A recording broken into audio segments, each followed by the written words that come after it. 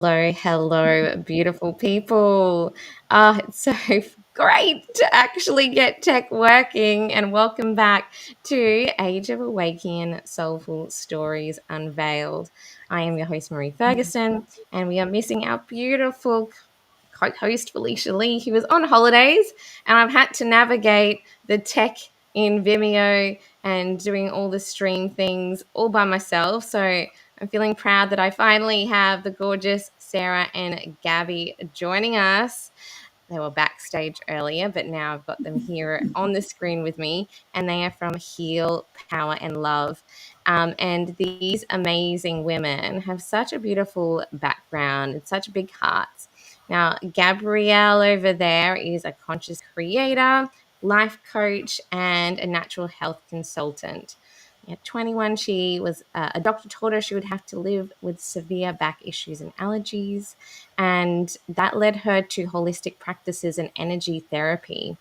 And so that also led her to find new ways to deal with stress, anxiety, overwhelm, and empower clients who may have been dealing with these COVID symptoms and issues and the anxieties and the extra pressures that is put on us as people, as society, and really work in another, I suppose, lens of holistic health. And beautiful Sarah, who is her partner in Awæcnian, also has a beautiful background, is a healing touch and, I don't know how to say that, Shimiko. Did I say Schmiko that method. right? Yeah. Yeah, Shimiko method practitioner and life coach.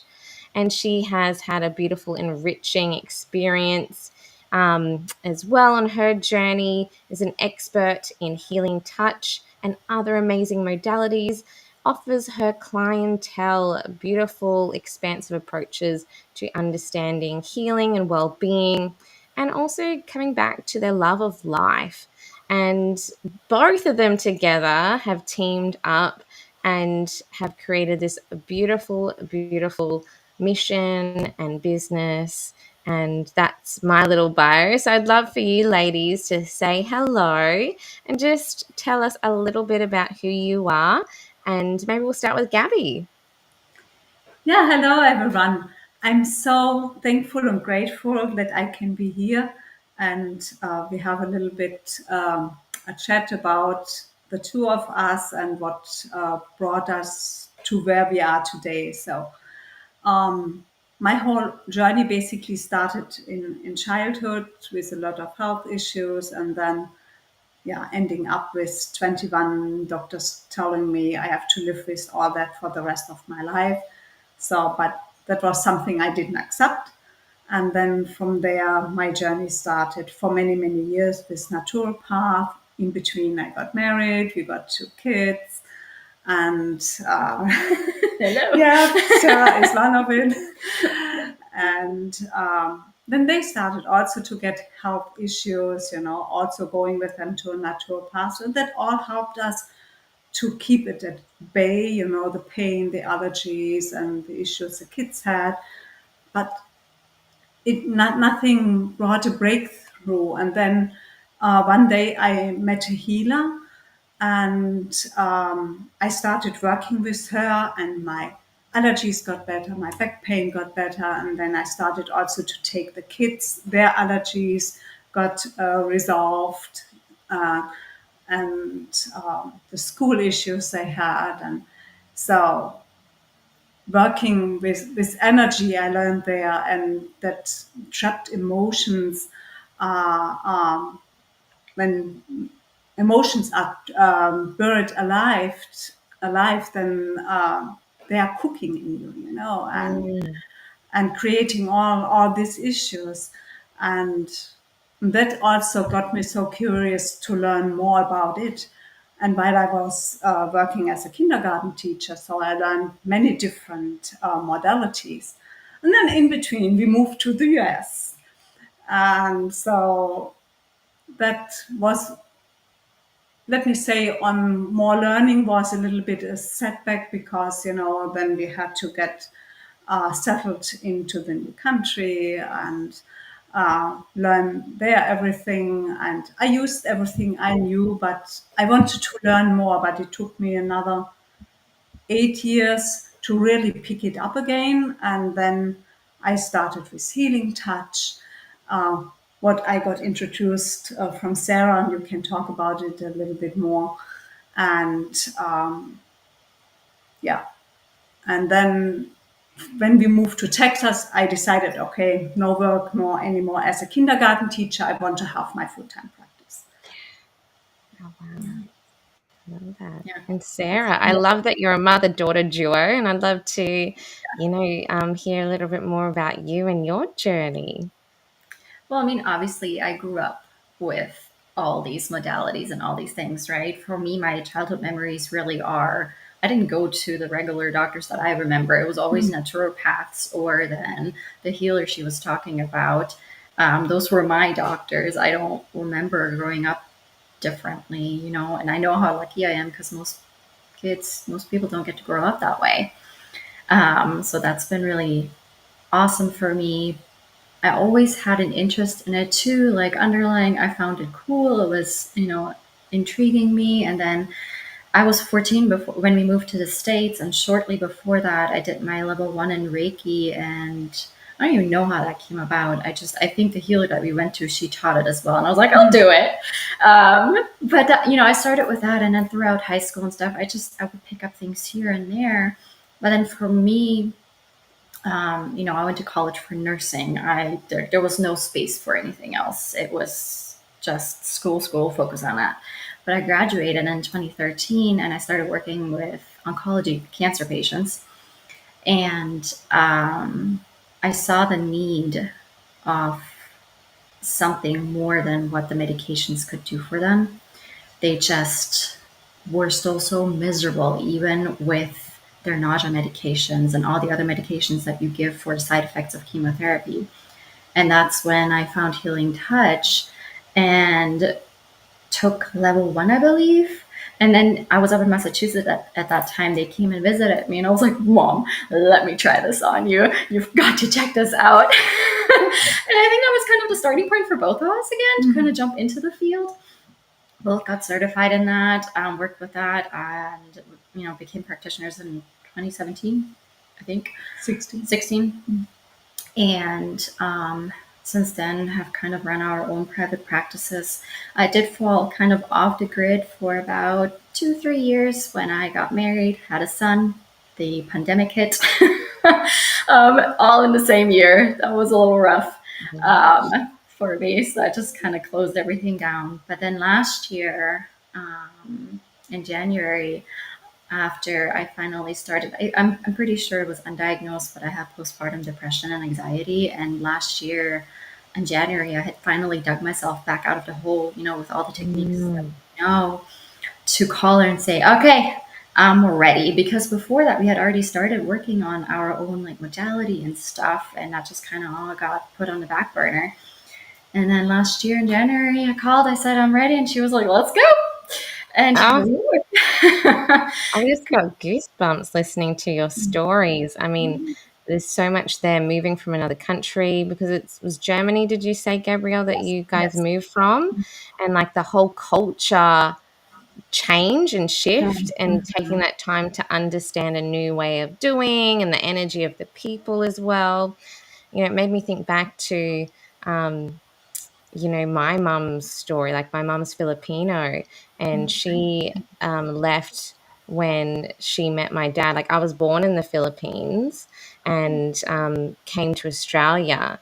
And so, like, I really honor you, Gabrielle, and people like my mother who were the courageous ones and the game changers to just like actually go, I'm going to make this big leap of faith and move because something's calling me to learn, to grow, to expand. And you just gave Sarah and your family another opportunity to kind of grow as well, which is really amazing. And the fact that you, Sarah, got to grow up with your mum forging the way of like there is other ways, like, is so powerful. And I love that you're teaming up together. It's amazing. um and I've just got goosebumps. And I think also having that background of yours in nursing, understanding the medical system as it is now. I mean, you're Hmm. in the States, but I'm sure there are same themes and pieces that are Yeah. prevalent across the world. Like, I have friends that are nurses here. I've got, my neighbor is studying nursing but wants to become a doctor, and she's in palliative care at the moment and also with the babies. So she sees like the extremes of life, and she's like just turned 21. Oh, So this, amazing. like yourself, young, vibrant, like going in, focusing, Yeah. and it's like I see her and go, oh, she's going to take this knowledge, but she's also very intuitive like yourself. And I see this new age of holistic health, of well-being starting to, like, it's already been there, but to percolate more and to come more into existence. So I want to just dive a little bit deeper now into, you heard the call to like take action, and because this is alive for what you both are doing now.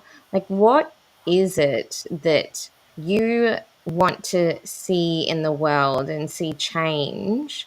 Being both mums, being both in community, having big hearts. Like, what is it that you want to see in the next years to come, like with what you're doing? I mean, I think it's twofold, right? But it's kind of funny. You already touched on it a little bit, but ideally, and that's always been kind of my wish with working in a medical system. And I mean, she's heard all the stories and knows plenty.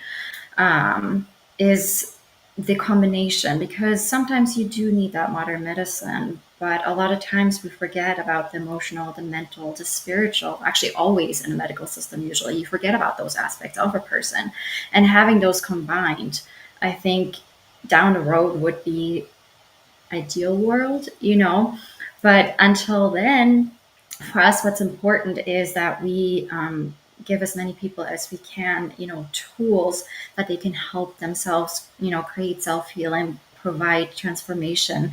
And we do focus fairly heavily on like the body as well, integrating the body, because I think we do forget about the body a lot in energy therapies, in the spiritual like bubble. The body a lot of times is kind of tossed aside, but it's actually one of the key factors that you need.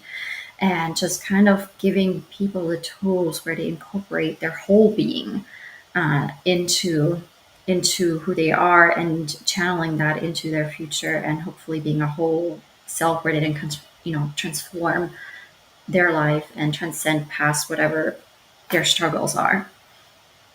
Yeah, beautiful. And so, Gabby, is there, you've lived this life and you've seen this change shift in your family. What do you hope for, your grandchildren and the children that are coming, like with what you have seen and grown and what you are currently working with Sarah on and creating with your clients and the people in your world? Like, what do you hope to see more awakening, I suppose, in this embodied but also like spiritually connected way of living and being and treating ourselves and each other? Yeah, what's for me very important is that we all together are able to shift the world to make it a better place. So that our grandson has a world where he can live in. There's so much fear out there, so much war and unpeace and anxiety, and to shift that, to have freedom, to have a free life, however that looks like for the individual, and that we as collective also rise the energy of of earth and the world, to come to a place where we find peace and health and freedom and collaborate together. And however Mm. that might look like for everyone a little bit different, but that's so my big vision. Just Oh, I bring love that. Yeah. just Sorry, essentially Sarah. brings awareness, right? Yeah. And the Yeah. Mm. because You know, we can all do our little pieces, but it Mm. takes humanity as a whole to keep going and shifting up and rising up, right? And spreading that Yeah. awareness, I think, is a key function. Yeah, it's so true. And that's probably one of the big, I suppose, foundation pieces for Felicia and I, in that awareness being the first step. And I love how you said, Sarah, coming back to the body in that awareness, in these big dreams and hopes that you've both shared, Mm. that I know that Felicia and I have shared as well, in uplifting the vibration to bring in that peace, love, harmony, that liberation and freedom that we all want, but to actually ground that in our body, in our actions, is, I suppose, those tangible pieces where it's like, well, how do we make that happen? And like you said, Sarah, people forget the body. Mhm. And I Mm. know COVID was a big catalyst for the world to Yes. actually notice these pieces of imprisonment, of being confined, but it was also such a beautiful collective awakening to actually go, well, do I really need to have that in my life? Or is this piece crumbling away for a reason? And I'm actually now being more aware of what I'm putting in my body. And I think this important piece of anchoring in to our vessel, because we only get one of these, that we get to live and have soul and spirit embodied. And yeah, I find in this beautiful world of spiritual, holistic growth, evolution, I feel a lot of people forget actually how important it is to ground into our body, into Mother Nature. And if we don't listen to our bodies, then he or she will tell us and go, hold on, stop.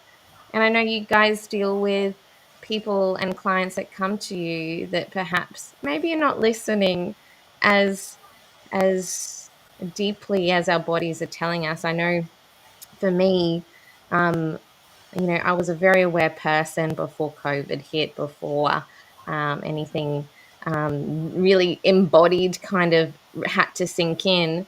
But, I was reading all kinds of books like Convoluted Universe, Law of One. So my mind was absorbing all these things, and I was in schools, I was doing the work until in motherhood, actually, that whole shift in the body. Like I had my beautiful daughter, but it was like expanding into, I'm going to have another child.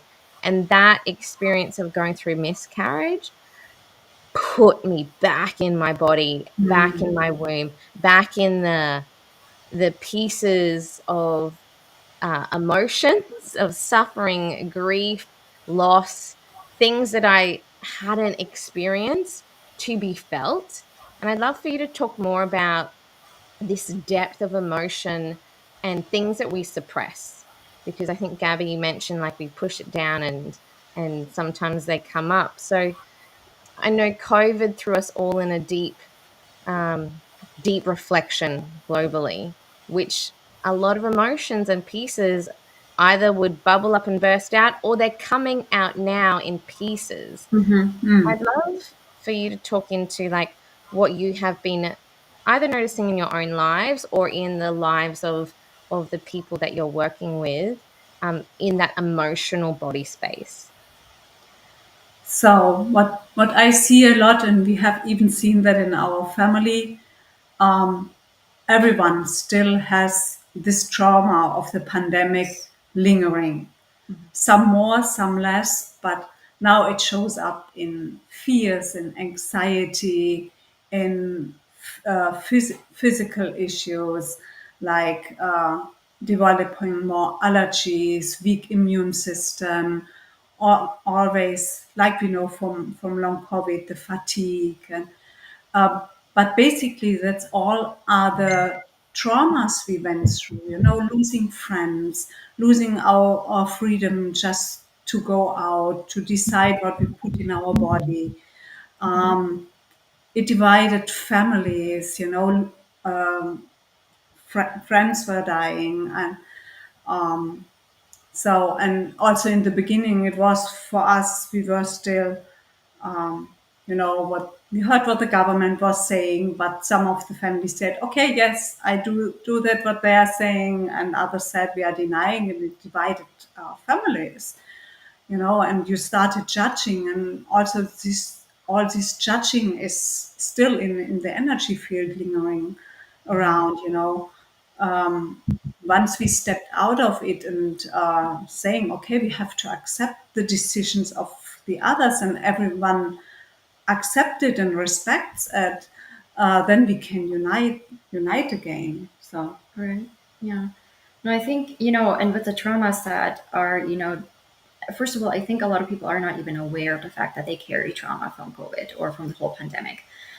Because, with trauma, people just think of car accidents and, 9/11, just big things. They don't think about the fact that it's probably a trauma for you that you have to wear a mask to the grocery store and you have no choice about it.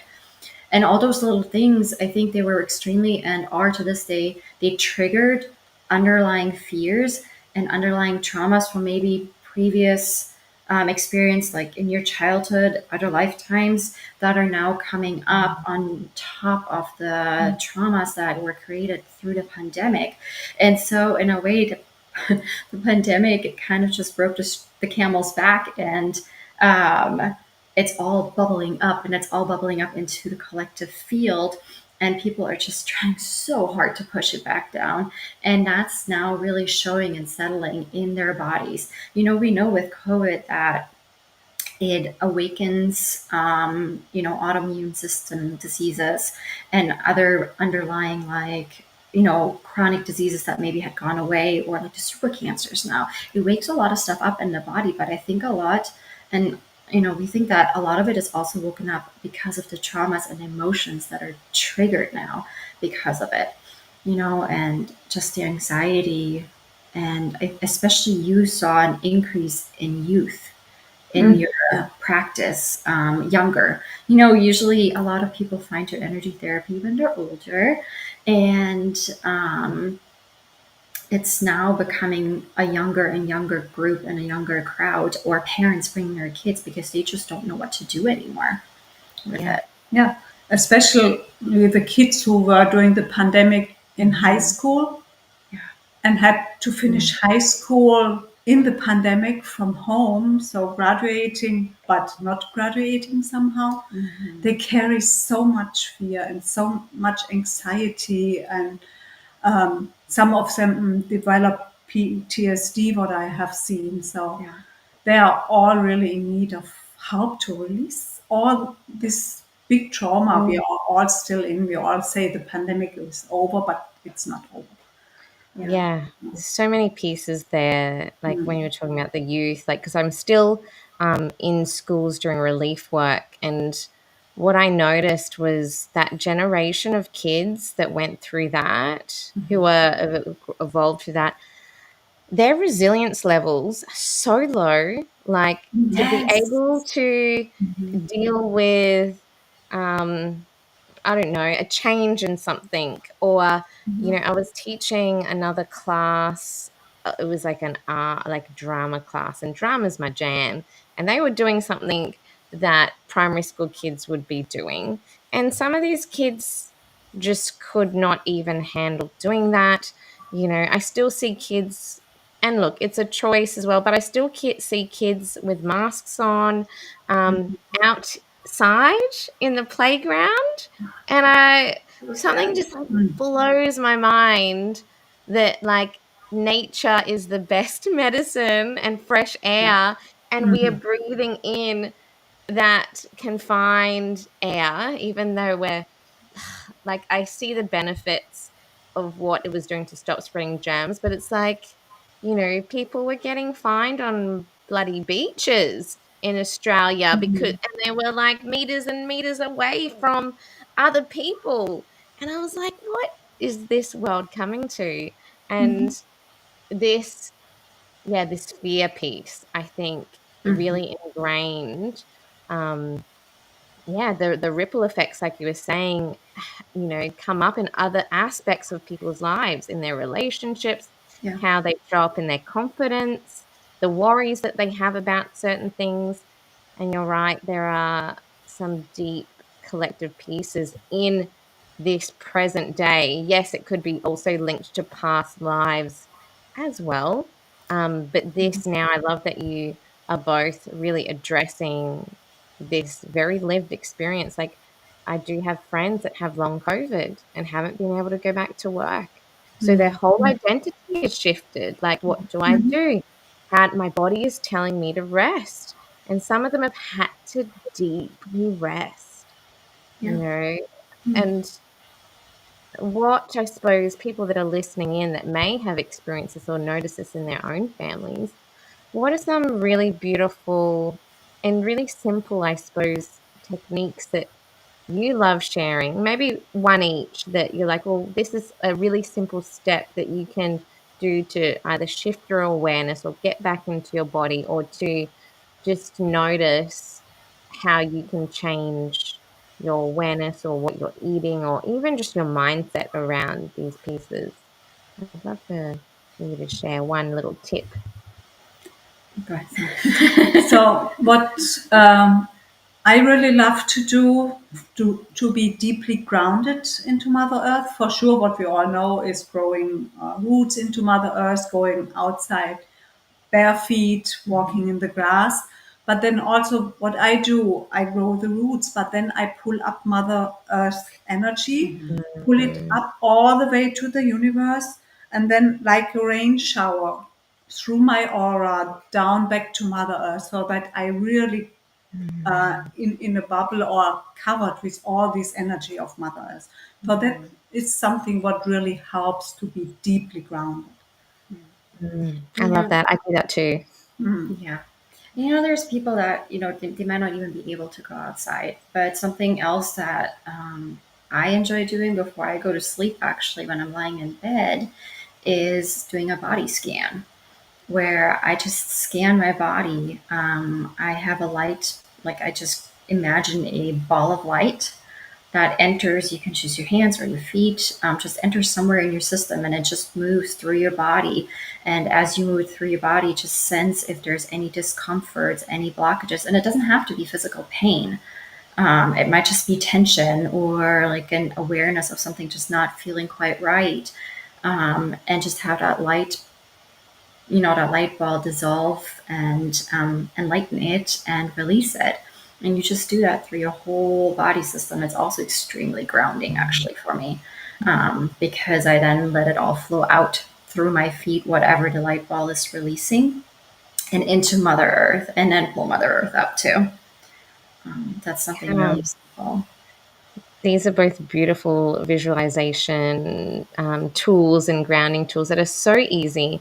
And it's just allowing yourself to imagine, if you're someone that's like, Yeah. well, how do I do that? But just taking some deep breaths and imagining like the roots, and you can have all kinds of colors. I imagine golden roots going down and then bringing that light, or it could be white, or it could be pink, or it could be green. It doesn't matter, whatever comes to you naturally. And then, like Sarah was saying, just that ball of light. Again, whatever color comes to you, white is one of purity. Gold, again, has a beautiful frequency, but just that body scanning. And I think this idea of noticing your body and what you're feeling, and the scanning pieces are really great tools, even for kids.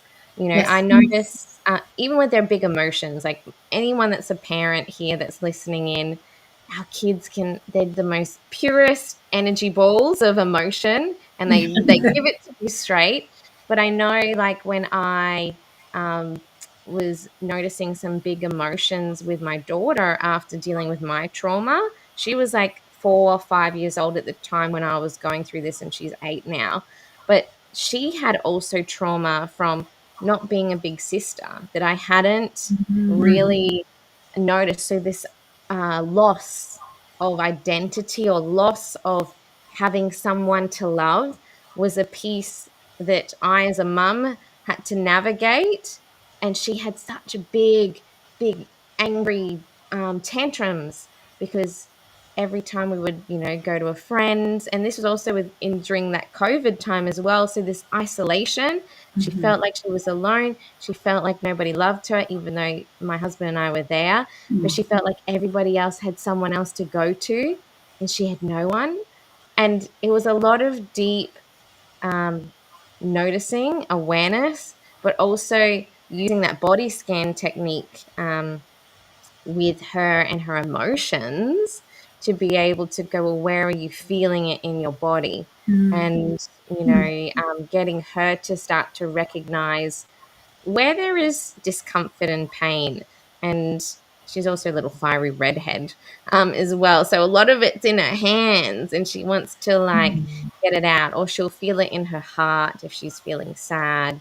But even with our children, getting them to scan their body or notice where things feel hot, where things feel cold, where they feel anger or sadness or frustration, and actually starting to label those emotions, because we as adults are terrible, aren't we, at labeling and being able to Yes. identify what's going on. And our emotional intelligence and understanding is, we go happy, sad, angry, and there's 34,000 types of emotions, and we can be experiencing multiple at once as well. And when we're in that isolation, it's sometimes really hard to um, sit down and reflect. And so, ladies, I'd love for you to share some of those, I suppose, insights that you have on either your own tips or what you've noticed with people, even your own experience. Was there a time actually when you weren't as emotionally aware when you were growing up, that you kind of then had to sit down and go, I need to journal, I need to do this, or I need to dive deeper? I'd love to start with you, Gabby. Was there a time like before you kind of expanded where you're like, I need to question more what my body is doing, what my emotions are saying? So Gabby, was there a time in your past where you had some like experience that got you to really question, like, I need to understand my emotions and my body more deeply before you went on this path that you're on now? Like, just stepping back in time, was there a moment where you're like, I need to understand myself and my emotions and my body? Um, Yeah, I mean, more it was more always, I was questioning, why do I have all this pain? Why do I have all these allergies? And didn't understand what was going on. I know I had a lot of fears. Was a child who was very like, quiet and with a lot of anxiety, and but I didn't really question in it in the earlier ages. I started questioning it more when I started working with a healer in Germany. So mm, finding out what trapped emotions I had. It was a lot of anger behind, and also a lot of fear to lose my mom. And then I started a little bit of journaling, writing down when I had the feeling something is coming up. And but what I learned with also the healer was to immediately release all this emotion. So I didn't question them so much. I more started releasing them immediately. yeah. And that releasing, what did that look like for you? Was it like allowing yourself to cry or scream, or, what types of things that got you back in your body to release? It was really the technique, the Schmiko method we learned, releasing the blockages, finding out what is causing why I need to cry, or why I feel anger, or why I feel this pain. And this whole method is more like you can compare yourself with a computer, and there are more functional programs in there, and you have to find out this program, and then basically you delete them. And Ah, this way you can really fast change your emotional state. Yeah. yeah, beautiful. And how about you, Sarah? Was there, I know you grew up being very open, but was there any moments as you were kind of growing up that got you questioning deeper, or even like shifting out of, this old paradigm and going, this actually needs to change and I need to go down this path to understand the body, the emotions, what's going on? So it was actually just quite recently when I became a mom, for me, because that's when I learned a lot about myself during that time. Still am. When you stop learning with a kid, I don't know, probably never. But No, never. um, no, because I think I really did get, I ended up in that anxiety and that depression. And what I didn't realize until I then actually stopped working as a nurse as well is how much anxiety and how much trauma really I had actually collected in my system that I never released as a nurse. Because you just go and you're like, well, I have to be tough. I signed up for this. This is my job. I have to go and grieve with one family who just lost their family member and then walk into another room smiling because I can discharge that patient, right? And that just switching back and forth and not really realizing what that did to me. I think that kind of all really blew up in my face when I then had a pretty rough pregnancy and delivery. That was a lot of trauma for me, and it just all was in a boiling pot then. And that's where I really had to it took me really 2 years to kind of work with the Schmiko method, work with the trauma release techniques that we have, and just kind of go on a self-discovery journey of, well, this is why I feel this, but why do I feel this? And kind of go and start digging with the Schmiko method, but then also just kind of looking back and just realizing, well, okay, I didn't really manage the whole situation well, right? And that's when I then started to just kind of sit with it and say, okay, now I don't know, I have this anxiety. And there's certain moments, especially in nursing, that really I still remembered. And so that's when I did a trauma technique release, for example, and released all the emotions with that. And then the Schmiko method, just in general, things that I couldn't quite put my finger on. I just kind of really went digging Mm. and evolved, into letting it all go and releasing it with the different techniques that I know. Yeah, wow. I love both those pieces. And noticing what we're picking up from other places. I feel like when I was teaching, I was picking up a lot of the kids and their families' pieces Mm. that I was taking on in my heart and in my body. And like you, Gabby, coming across people that are healers, mentors, that you just like, I need to work with this person or learn from this person and just see what happens. And it's like there's something that your heart calls you to connect with people, where it's like you with that beautiful healer in Germany that unlocked and opened up and taught you these things for then you to now like have this ripple effect. And I found, even though like in my teaching world there were amazing mentors and foundations, but then like yourself, Sarah, in motherhood there were some really powerful and deep lessons for me to go within and to actually come back into understanding about energy. And I love working with, looking at the yin and the yang and the feminine and the masculine, and that deep questioning that you both have shared with your own experiences of like, well, why am I feeling that?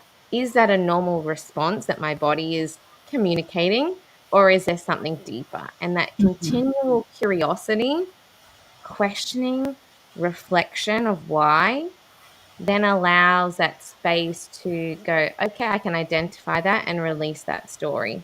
And Right. your method that you work with is one. There are many others Oh, that people yes. have, and I think people now that are starting to question are like trying to find people like you and me and others that are in this world that are like sharing that there is a better way forward that can help come back into that wholeness and harmony and peace, which I think is really, really beautiful. And like both of you, those pieces of loss, so many of us, even through COVID or life in general, we suppress that grief a lot. And Yeah.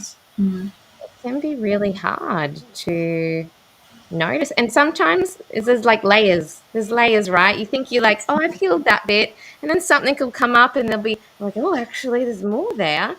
I'd love for you to just talk about these layers of as we grow, evolve, heal. Like we are whole, but there are also like layers of things to notice and to shift through. I'd love for you to speak about, I suppose, that piece of the healing journey. Well, I mean, you said it with layers. I always picture it as an onion. Like it's just you peel one layer away, there's more, right? And something that was really crucial for me to notice too and be aware of that I think I knew, but I didn't really know, if that makes sense. You've heard it. She probably told me, but it didn't really register as the fact of, is this actually really mine? What I am Yes. feeling, the emotions or what I picked up from working as a nurse. Is that actually mine? Is this my sadness? Is this my anger? Or did I just pick up and absorb it from my clients, my patients? Because I don't know, a quick shock or something then opened up my protection and I just absorbed it because I just wanted to so desperately help them, right? And so it was kind of understanding that, yes, I have my own emotions and my own feelings and traumas that I have to work through. And that when you heal a piece, your subconscious will only allow you to heal as much as you can handle at that moment and then provide you more.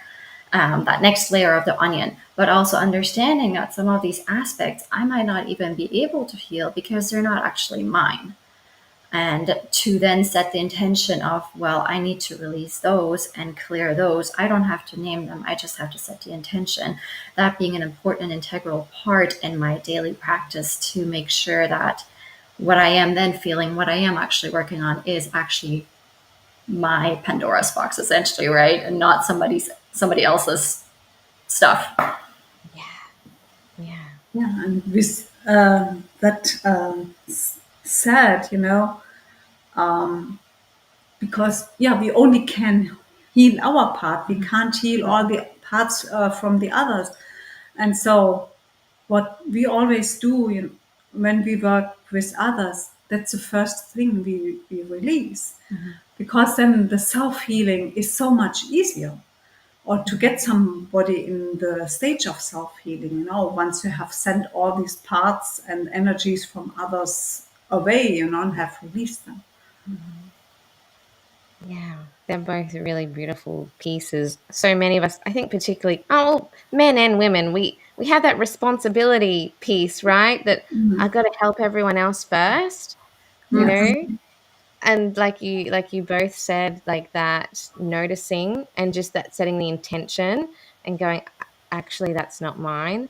I think that is really powerful, and it can be really deep. Even I remember about a month ago, I was online with two amazing women, and there was some chaotic energy happening. My chickens were going crazy out there. My daughter was over there, and we're like trying to have this like deep chat. And then my computer died, and then I Oh jumped back no. on.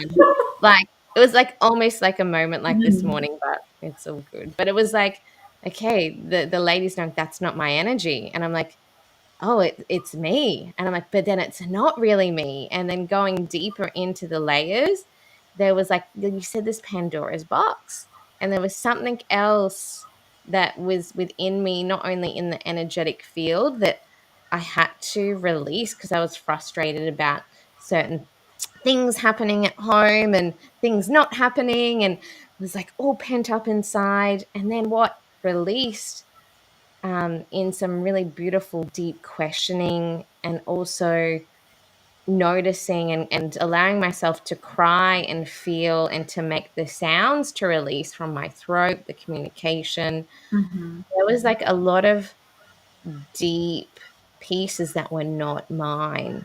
There were parts of my family, but it also was like others, that sense of responsibility, something I'd locked away for, it felt like centuries, that I was holding on to this, like, I have to protect everyone piece that I was not expecting to be released. And I was like, it's not mine, it's not mine, it's not mine. But I was carrying it. And then it was like flickering out through my energy, through whatever was happening around me. And then, like, the rest of the day was like smooth and beautiful, and other amazing things opened up. But I mean, that's another layer in itself. And allowing yourself to go deep and to unlock some of those things doesn't happen straight away. Like you said there, like your subconscious Yeah. will start to open up things. Um, and so this is why it's important to work with practitioners like yourself, or people that are experienced in understanding those layers, because it can be a little bit overwhelming, unsafe if you go too deep too soon, because you don't know how to handle it. So have you noticed any people that have come to you that have needed that gentle approach, or that have like opened up something and it's like, I actually don't know how to manage this? And how do you help them who are either like just looking and searching for ways to just live, but also heal in this way? I know some things can happen quantumly and other things need more of a gentle approach. Like, how do you work with those amazing people that come to you in that way? So, especially during COVID, we have experienced that a lot. We put in the program and techniques together, and what we got channeled, how to help people, with COVID, long COVID, and all these traumas. And when we started doing it, we realized we overloaded the energy system. They were even not able to handle this deep work the first time. So the next day they were really extremely tired, and we had to do more clearing with them. So now we start to do it the really gentle approach, the first, second session. And then when we feel they are ready, then we really dive deep into it to get all the layers released. So I mean, that's what I experienced a lot. I think what it comes down to is you, as the person holding the space for someone else, is following them and picking them up where they are, right? Because some people, they're not bothered. It doesn't matter what you do, they're just lying on the table snoozing, right?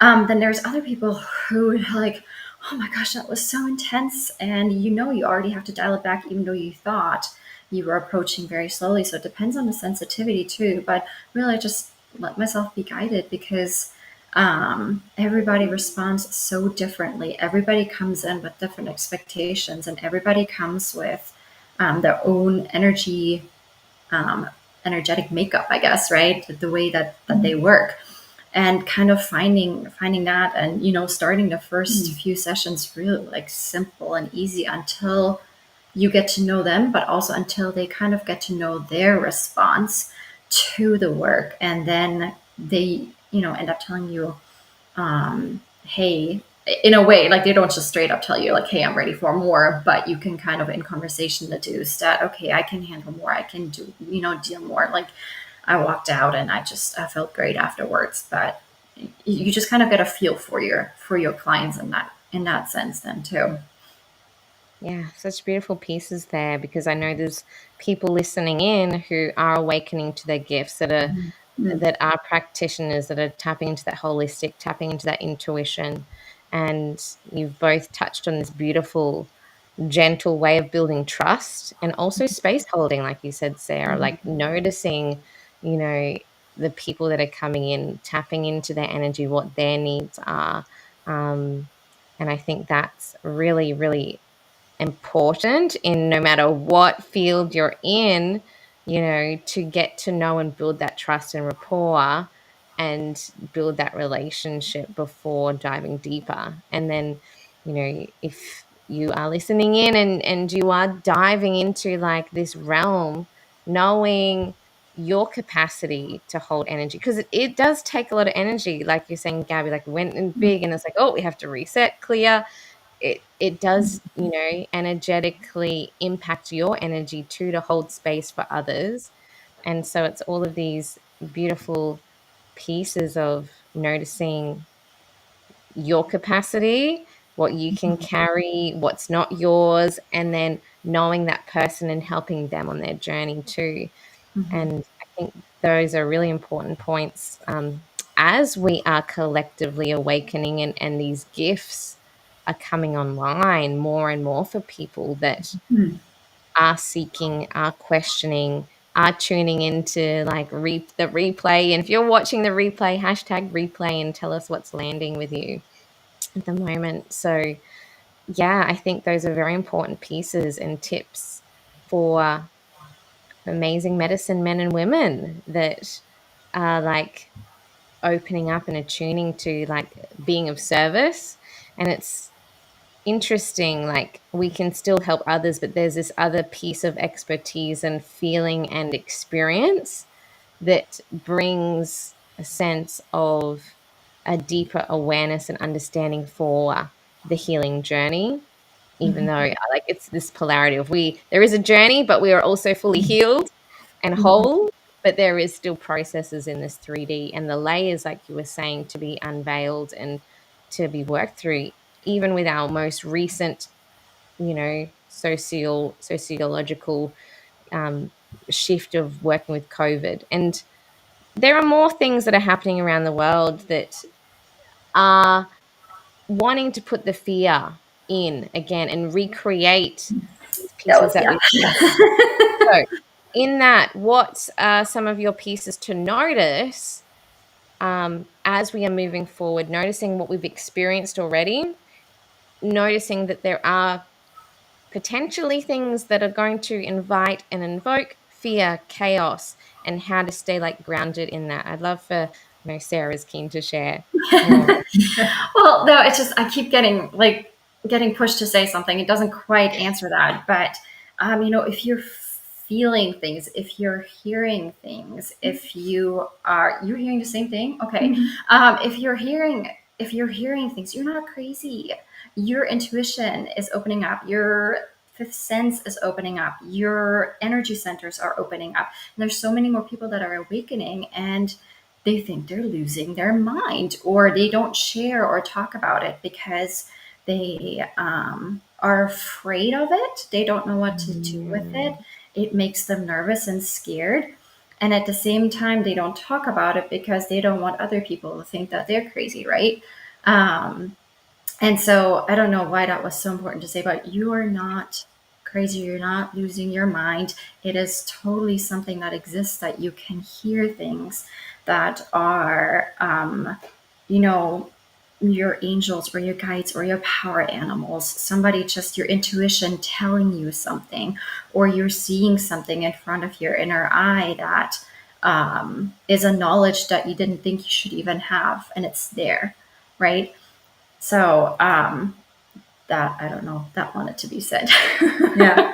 And also coming back to your question is always follow your gut feeling. Yes. Even if everyone around you is doing something different and you want to do it in a different way and have this gut feeling, you need to do it in a different way.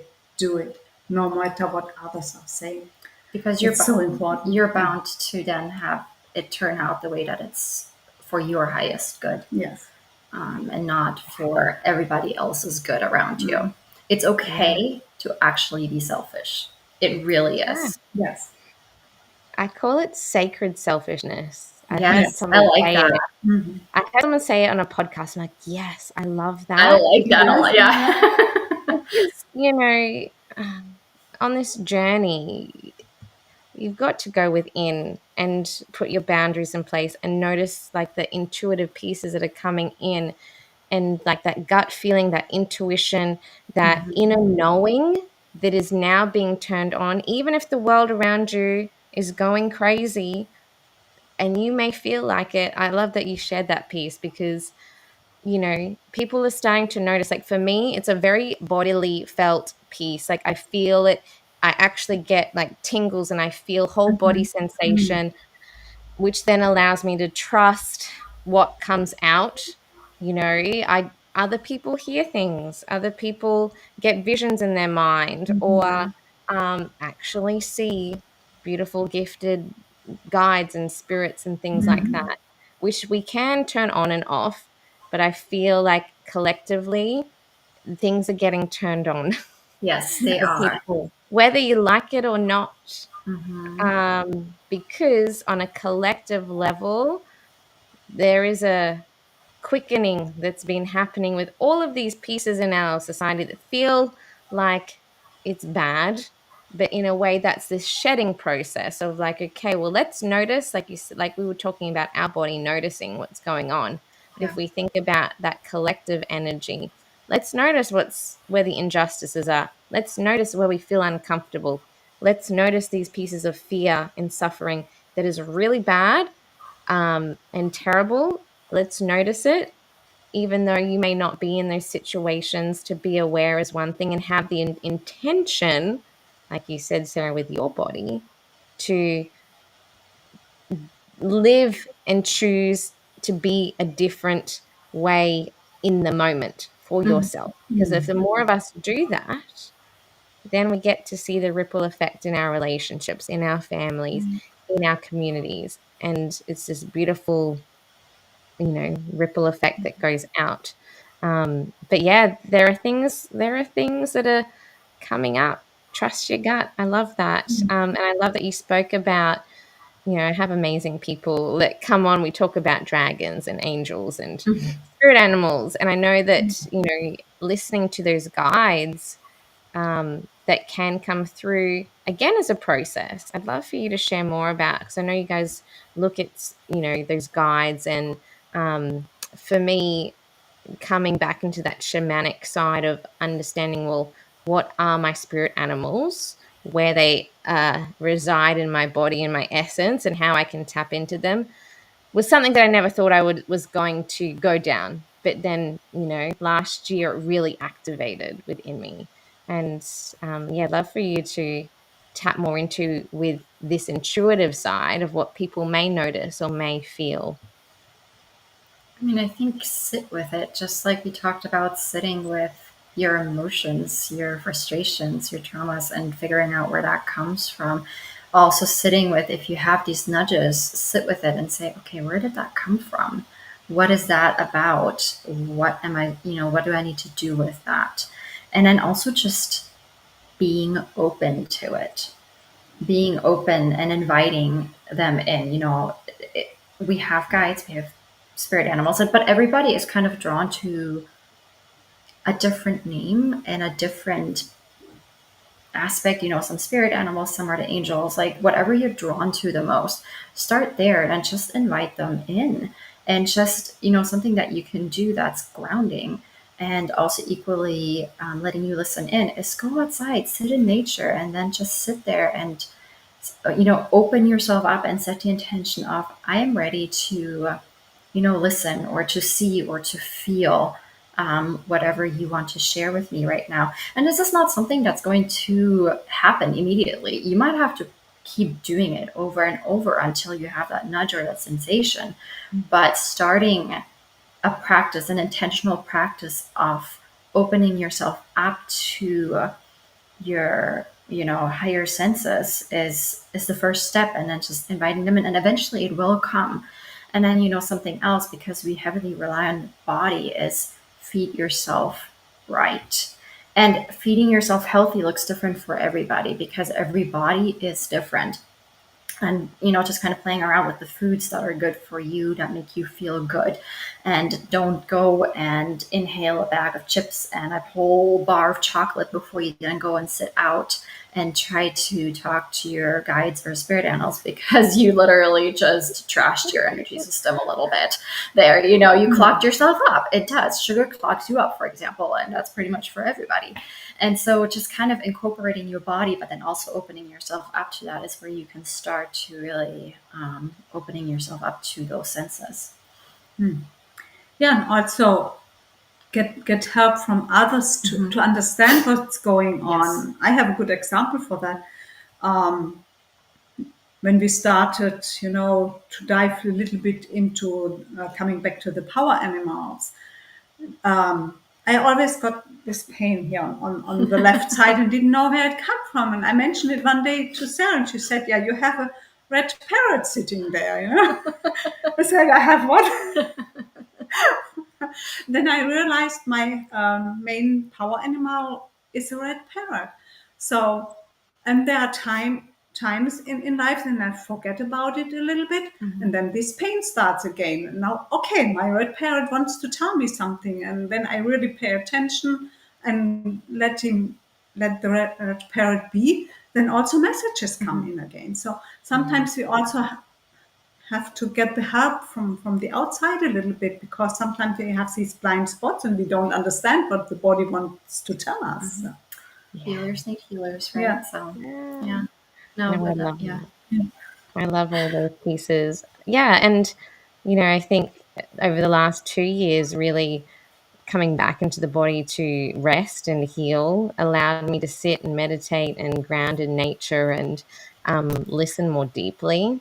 And again, find people like I came across amazing shamans and people that then opened me up to going, oh, well, could you imagine this? And then I would then feel into like the animals that would be for me and noticing that those were mine that were with me for my life, and others that would come and go for different message or different periods as well. But to sit with that and to sit with the messages and the symbols and being open to that, then interpreting it for me was the main thing. So you can look up things and you can speak to people, but then it's up to you to discern, like, what does that mean for you? Yes. And Right. that's probably the key thing. So anyone that is looking up angel numbers or different meanings of things, that's beautiful. But then sit, well, what does that mean for you? And you take those Right. pieces. And so, ladies, I've really enjoyed this beautiful chat of like, coming back to the body and tapping into intuition. And are there any other final thoughts that you'd love to share as we finish up? Be open. Just be open, so much as waking up. Be open to your life changing. Don't resist it. Life is going to change whether you want to or not. So embrace the possibility of change going the way that you need it to, instead of the change doing it for you. Hmm. Yeah. And I always follow your gut. Yeah. That's the main thing. Yeah. Yeah. Beautiful, powerful, and simple words. Be open and follow your gut intuition, however that feels for you. And yeah, I think that's really powerful in this time. And so, ladies, if people would love to connect with you, how can they find you?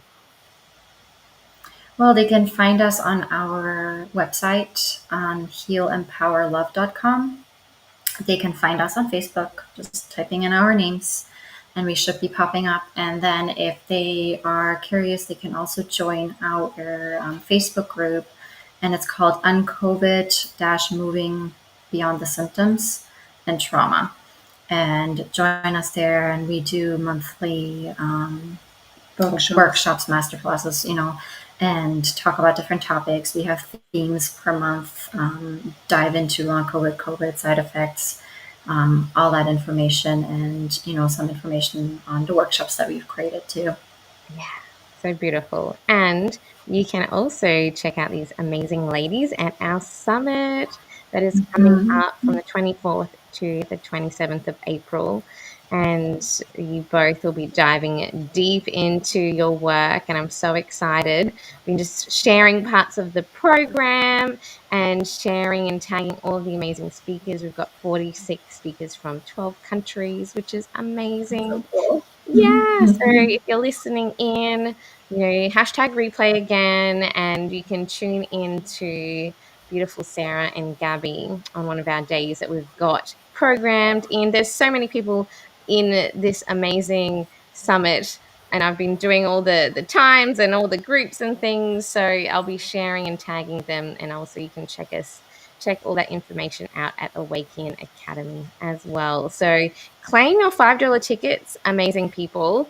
Check out www.awæcnian academy, so AWAECNIAN academy.com, and you get access to amazing people like Sarah and Gabby and all the other wonderful speakers, presenters, healers, coaches, throughout the week as well, and dive in and expand and grow and be open. So thank you so much, lovelies, and I look forward to chatting with you soon. Bye, everybody.